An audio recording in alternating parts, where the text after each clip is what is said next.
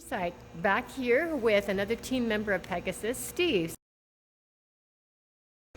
Design a new drone that has further flying capabilities or bigger loads, or what is it that you hope to achieve? Yeah, so a lot of people, when they think drones right now, they're thinking of like the small helicopter style drones where they can take up, and they're sort of limited to range and endurance in that most of them have about a half-hour flying time.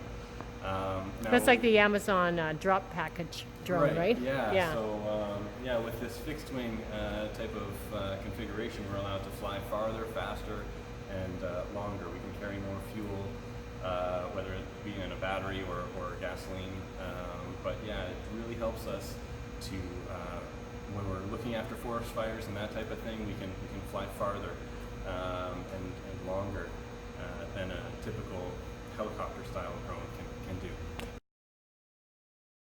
So what about agriculture? Will that sort of have a camera and then we'll be able to assess crops, pests?